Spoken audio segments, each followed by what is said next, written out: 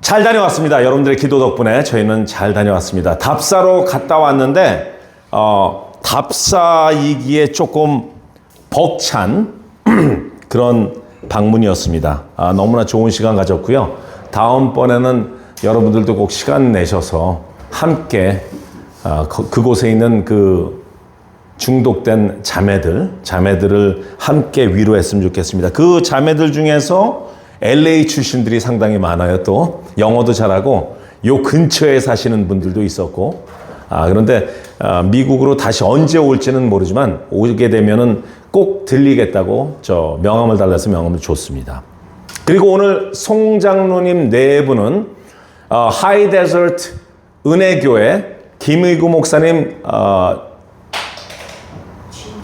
담임 목사 취임식에 그렇게 저희 교회 대표로 가셨습니다. 그래서 여러분들 계속 기도해 주시면 감사하겠습니다. 거기 사돈댁이 거기. 네, 사돈댁도 거기 계시고 예. 오늘은 룻기 강해인데요. 오늘 첫 시간입니다. 룻기 여러분들 참 좋은 여러분들 많이 읽으셨을 거예요. 근데 룻기의 첫 강해 시간입니다. 먼저 우리가 1장 1절을 같이 읽겠습니다. 사사들이 치리하던 때에 그 땅에 흉년이 드니라. 유다 베들레헴의 한 사람이 그의 아내와 두 아들을 데리고 모압 지방에 가서 거류하였는데 그 땅에 흉년이 들어 그 땅은 바로 베들레헴입니다. 그 베들레헴을 떠났다. 인간적인 면으로 살고 있는 지역에 흉년이 들면 당연히 식량이 풍부한 곳으로 옮겨야죠. 그게 인간적으로 이해할 수 있는 일입니다.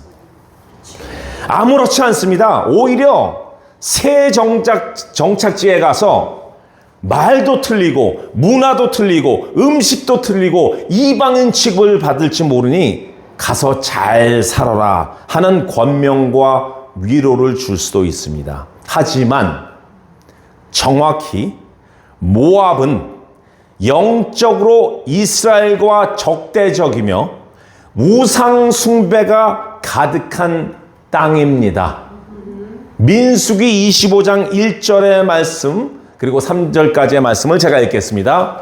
이스라엘이 시딤에 머물러 있더니 그 백성이 모압 여자들과 음행하기 시작하니라. 그 여자들이 자기 신들에게 제사할 때 이스라엘 백성을 청하매 백성이 먹고 그들의 신들에게 절함으로 이스라엘이 바알볼에게 가담한지라 여호와께서 이스라엘에게 진노하시느니라. 이렇게 음행하고 우상 숭배에 이스라엘 백성들이 빠지기에 그 유명한 고수비 사건 또는 비느하스 사건이 일어나게 된 것입니다. 베들레헴 떡집, 즉 하나님의 말씀과 하나님의 임재가 살아있는 하나님의 집을 떠났다는 것은 영적으로 신뢰를 던져버렸다라는 행동으로 볼 수 있습니다만, 그리고 그렇다고 많은 신학자들과 설교자들이 이야기합니다만 저의 생각은 좀 다릅니다. 인간적인 면으로 그들은 베들레헴을 떠났던 것은 사실입니다. 그리고 그 험악한 우상숭배의 도시 모압 땅으로 간 것도 사실입니다. 그러나 그들은 바로 이 룻기, 이 나오미의 이 가족들은 그곳에서 하나님을 멀리하고 우상에게 전념하지 않았습니다. 그들은 그곳에서 난잡한 생활을 하지 않았고요. 그곳에서 패역한 삶을 살지 않았습니다. 증거는 조금 후에 나누겠습니다. 베들레헴을 떠난 지 10년 동안 그들에게는 큰 사건이 있었습니다.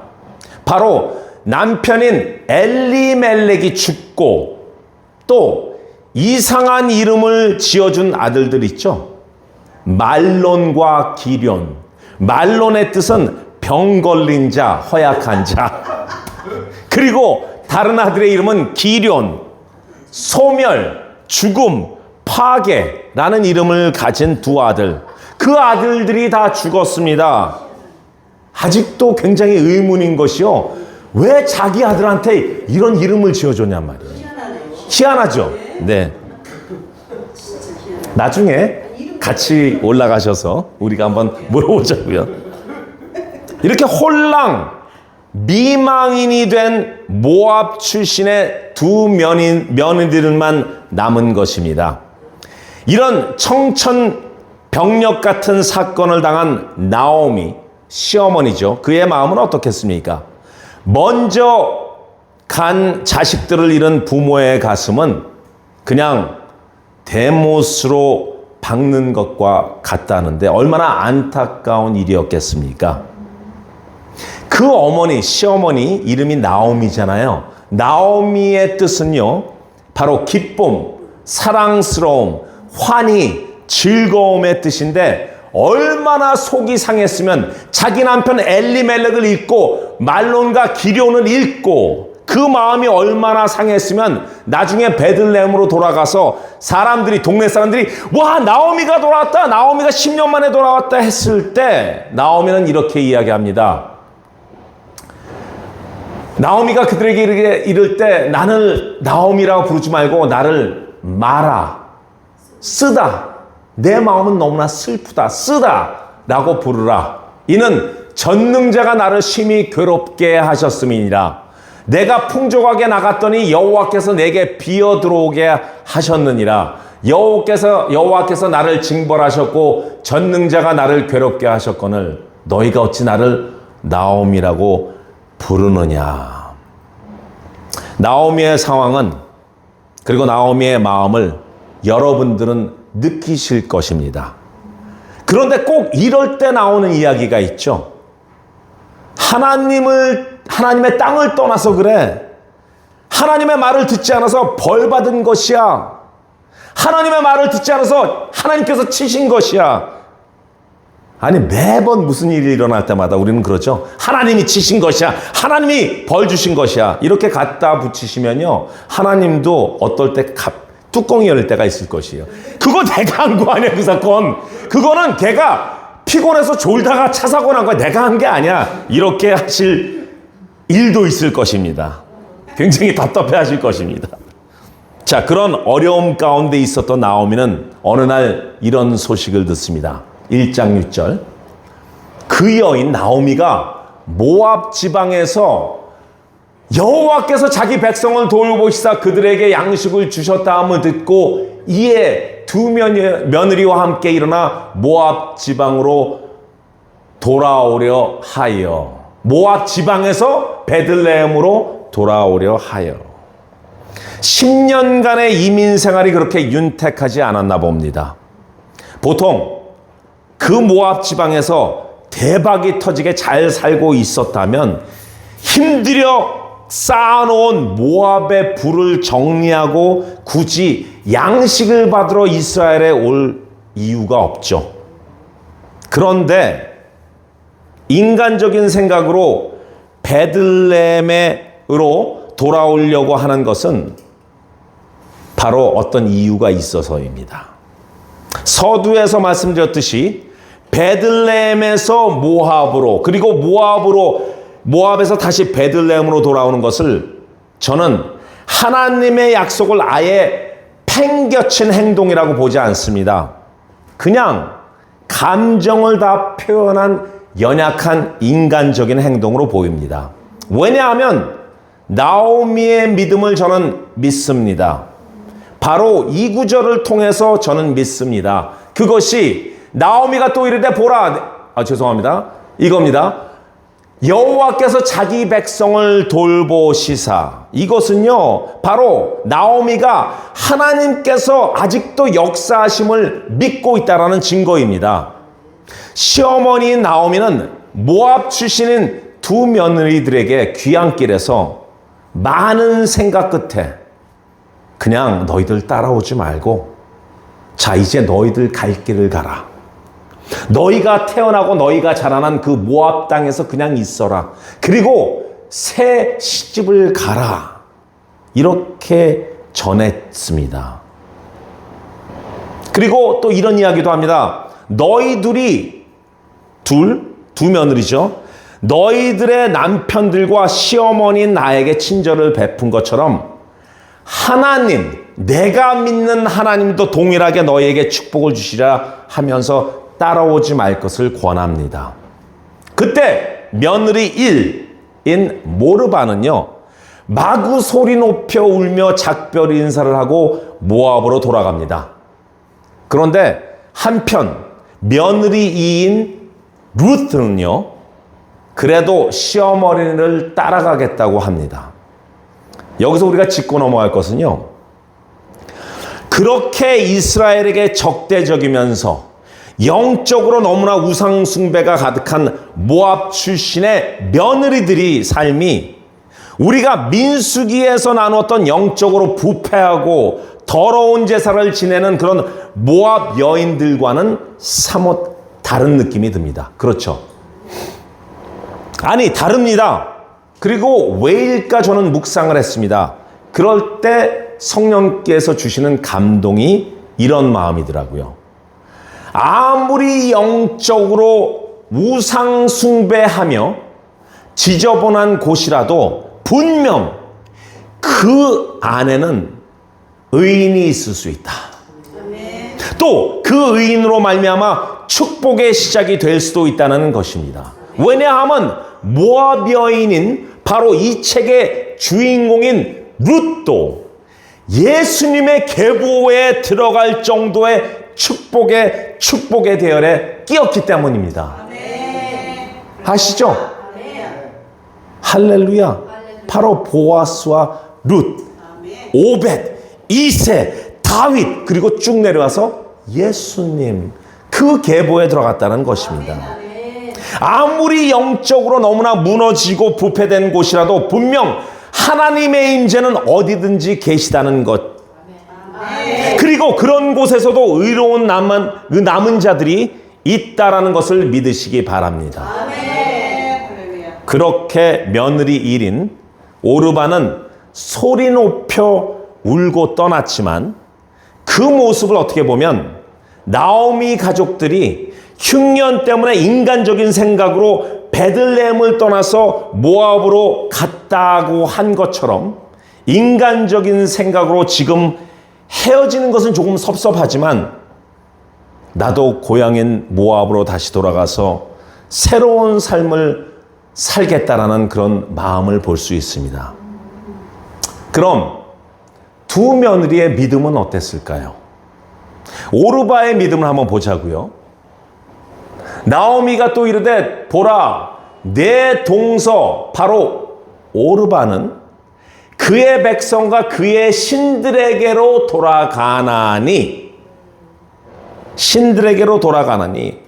이 신들에게로 돌아간다. 이 말은요, 다시 말해서 우상을 다시 숭배할 것이므로 하나님을 믿던 그런 며느리는 아니었던 것 같습니다. 그런데 며느리 2 룻은요, 끝까지 시어머니인 나오미를 쫓아갑니다. 그런데 그녀의 진실된 마음으로 나타내는 구절이 더욱 우리를 놀라게 만듭니다. Even she's from Moab. 그게 뭐냐면요, 함께 우리가 읽었으면 좋겠습니다. 룻이 이르되 내게 어머니를 떠나며 어머니를 따르지 말고 돌아가라. 강권하지 마옵소서. 어머니께서 가시는 곳에 나도 가고 어머니께서 머무시는 곳에 나도 머물겠나이다. 어머니의 백성이 나의 백성이 되고 어머니의 하나님은 나의 하나님이 되시리니 어머니께서 죽으시는 곳에서 나도 죽어 거기 묻힐 것이다. 만일 내가 죽는 일 외에 어머니를 떠나면 여호와께서 내게 벌하시고 더 내리시기를 원하니라 하는지라. 아멘. 여러분들은 이 구절을 함께 읽으시면서 무엇을 느끼셨나요? 바로 룻, 모압 출신의 며느리 2인 룻은 하나님을 믿는 사람이었습니다. 이게 엄청난 일입니다. 그리고 엄청난 믿음입니다. 그것도요, 악명 높은 그 우상 숭배의 지저분한 도시 모압 땅에서 자라난 여인임에도 불구하고요, 누구를 향한 믿음이 컸다고요? 바로 하나님을 믿는 믿음이 컸다는 것입니다. 하나님은 나의 아버지시고 나의 하나님이시고 나도 그의 백성입니다. 나는 그를 위해 충성을 다하겠습니다라는 선포가 나왔단 말입니다. 그리고 그 하나님을 믿는 시어머니를 따라가겠다고 합니다. 여기서 중요한 것은요, 룻이 시어머니에게 잘 보이려고 소위 입에 빠다바란 소리를 한 것은 아닙니다. 룻은 진정으로 하나님을 사랑했습니다. 모압 출신임에도 불구하고요. 자, 여기서 잠시 짚고 넘어갈 게 있습니다. 질문해 보겠습니다. 그럼 이 며느리인 룻의 믿음은 어떻게 생겨난 것일까요? 룻이 쌀 씻고 밥하다 갑자기 성령이 왔나요? Maybe. 왜냐면 그런 내용은 없지만 maybe 그럴 수도 있죠. 저는 이렇게 생각합니다. 그 믿음은요, 바로 시어머니인 나오미에게서 나왔습니다. 바로 시어머니입니다. 롤 모델이 된 것입니다. 시어머니가 전도자였습니다. 그 나오미의 삶에서 이 며느리가 배운 것입니다. 우리가 신앙적으로 논하기 전에 나오미는 인간적으로도 참 괜찮았던 시어머니 같습니다. 모압으로 돌아간 오르바 있죠, 며느리 원. 돌아가면서 시어머니, 당신은 저를 너무나 혹독하게 시집생활을 시키시고 이젠 지겹고 그 고통스러운 관계에서 끊을 수 있어서 너무나 행복합니다라고 하지 않았습니다. 돌아가라는 권유에 소리 높여 울부짖었어요. 물론 돌아갔지만. 그러면서 울며 입 맞추고 돌아갔습니다. 인간적으로도 나오면 굉장히 롤 모델이 됐습니다. 여기 계시는 여성 여러분들, 이 중에는 시어머니도 계실 것이고요. 또 시어머니 되실 분들도 계실 것이고요. 꼭 믿지 않는 며느리가 들어오더라도 예수님을 전하는 전도자들이 되십시오. 그리고 롤 모델이 되십시오. 정말 신앙의 믿음을 가진 시어머니가 되어 주십시오. 자, 다시 돌아가서 이 두 사람은 누구요? 나오미와 룻은, 오르바는 같죠. 나오미와 룻은 베들레헴으로 돌아왔습니다. 오늘 1장을 통해서 우리에게 하나님께서 주신 감동은 벌써 두 가지를 나누었지만 다시 정리를 하겠습니다. 첫 번째, 믿음은 꼭 간직하십시오. 인간적인 연약함은 누구에게도 있습니다. 그리고 표현할 수 있습니다. 왜냐하면 우리는 절대로 완전할 수가 없기 때문입니다. 하지만 우리의 연약함으로 인해서 어려운 상황에서 벗어나고 싶을지라도 단 믿음은 끝까지 간직해야 됩니다. 나오미처럼 말입니다. 나오미는 남편도 잃었고요. 두 자식도 잃었습니다. 그리고 나를 더 이상 나오미라고 부르지 마라. 기쁨이라고 하지도 마라. 나는 쓰다. 내 마음은 썩어 비틀어져 있다. 이렇게 이야기를 하지만 그 믿음은 살아있었어요. 왜냐하면 하나님께서 백성을 도우사 양식을 주심으로 하나님이 또 역사하시는구나, 이걸 믿기 때문에 돌아온 것입니다. 그러니까 믿음은 끝까지 간직하고 있었다라는 것입니다. 그래서 그녀의 믿음은 바로 다른 사람들에게 전해지게 되었습니다. 누구에게요? 바로 룻에게요. 그것을 바로 믿음의 전수라고 부릅니다. 믿음을 여러분들이 간직하고 계시면요, 이 믿음은요 전수가 됩니다. 자기가 전수를 하려고 on purposely 하지 않아도요, 보는 사람으로 인해서 그게 전수가 되는 거예요. 바로 두 번째 이야기처럼 믿음의 롤 모델이 되는 것처럼 말이죠.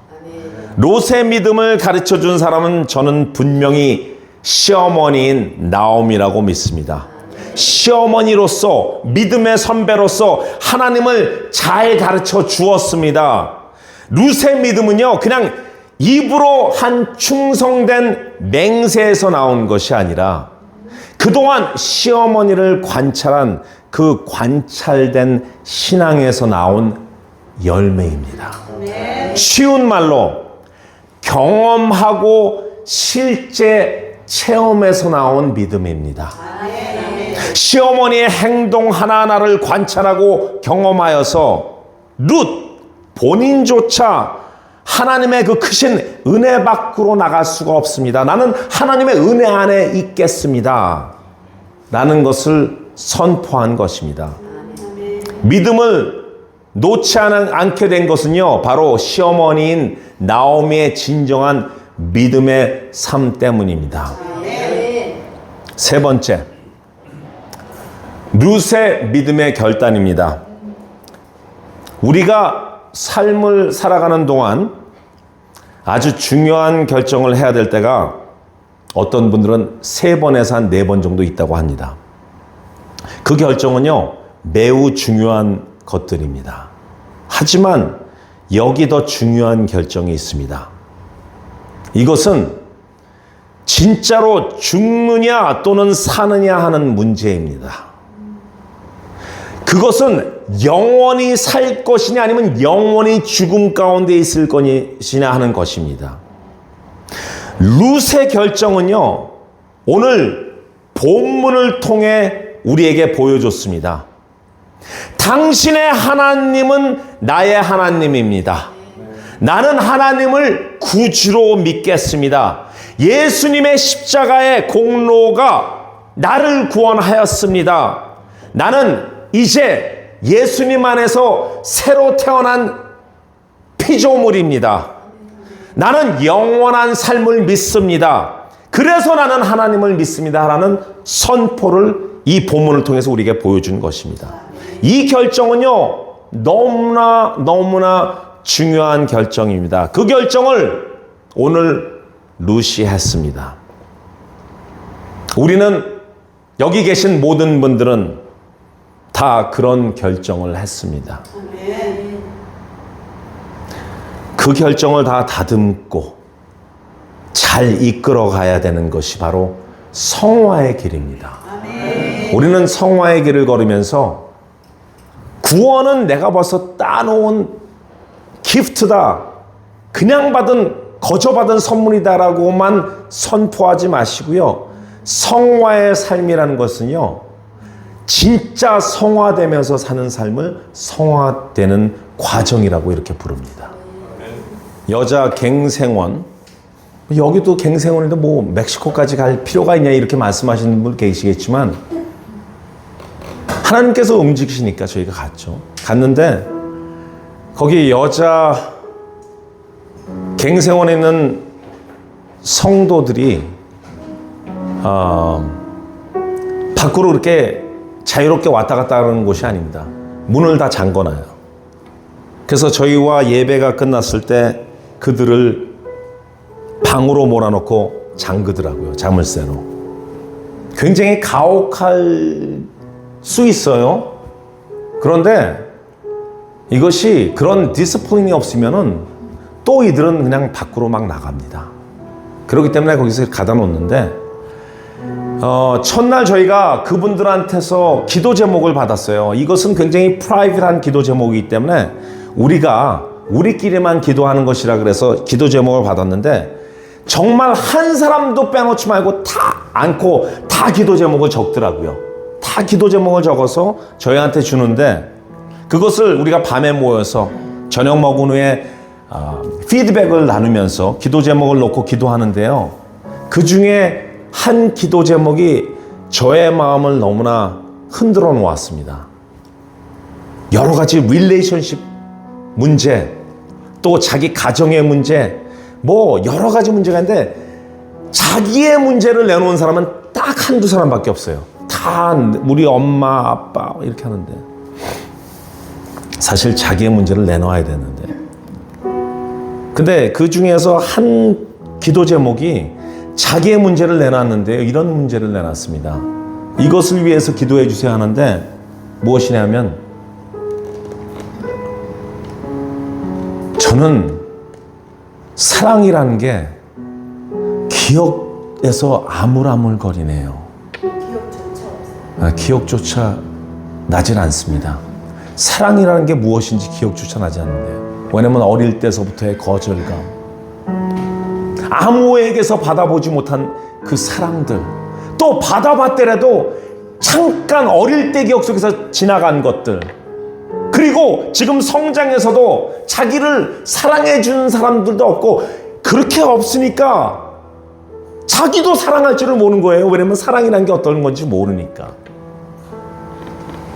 그런 기도 제목을 내놨는데 너무나 마음이 아프더라고요. 정말 저희가 단기 선교로 이틀 갔다 온 것이지만 그 이틀 동안에 또 계속해서 저희는 그곳을 선교지로 생각하고 갈 것인데, 갈 때마다 우리가 할 수 있는 건 없지만 하나님의 마음을 전하는 그 자체가 바로 그들에게 기억 속에서 가물가물한 그 사랑이라는 것을 표현해주고 만져주기 위한 그런 선교라고 생각하고 있습니다. 오늘 이 룻기를 통해서요, 우리도 아까 말씀드렸다시피 이게 꼭 시어머니한테만 해당되는 게 아닙니다. 우리가 크리스천으로서 롤 모델이 되고 사랑을 전해 주어야지만 그 사랑에 굶주렸던 그 땅, 마른 땅들이 우리의 사랑을 통해서, 사랑이란 물을 통해서 그 완전히 말라 비틀어졌던 그 땅에 물이 고이면서 그 안에서 조금씩 꽃들이 자라나게 할 수 있도록 우리가 롤 모델이 되기를 예수 그리스도의 이름으로 축원합니다.